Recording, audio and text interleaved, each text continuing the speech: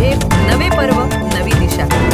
बातमी आहे मुंबई उच्च न्यायालयानं महावितरण कंपनीला एक अत्यंत महत्त्वाचा आणि ऐतिहासिक दणका दिला आहे.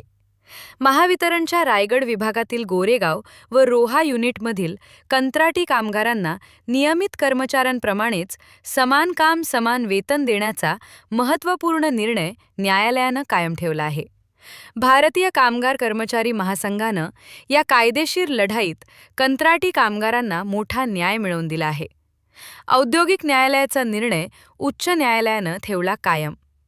भारतीय कामगार कर्मचारी महासंघ नेतृत्व करत असलेल्या या दोन्ही युनिटमधील कंत्राटी कामगारांच्या हक्कासाठी सन 2020 मध्ये ठाणे औद्योगिक न्यायालयात दावा दाखल करण्यात आला होता.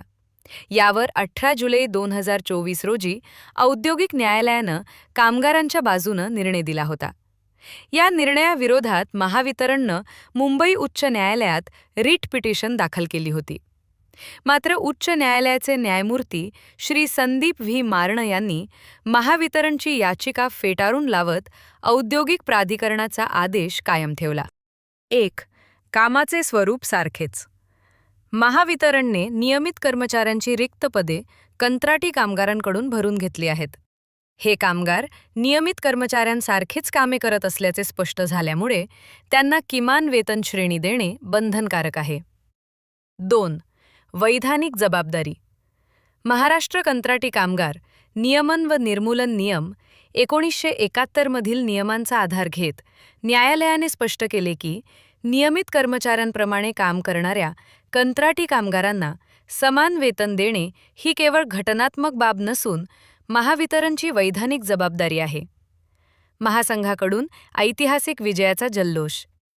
महासंघाचे सरचिटणीस आमदार भाई जगताप यांच्या मार्गदर्शनाखाली आणि सचिव श्री प्रकाश शिंदे यांच्या विशेष प्रयत्नांमुळे हा संस्मरणीय विजय मिळाला आहे.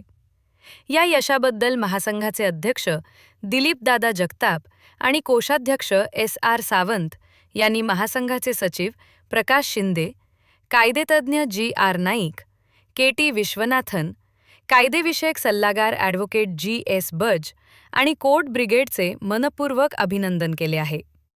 कामगार एकजुटीचा विजय असो, अशा घोषणा देत कामगार वर्गात या निर्णयामुळे आनंदाचे वातावरण आहे.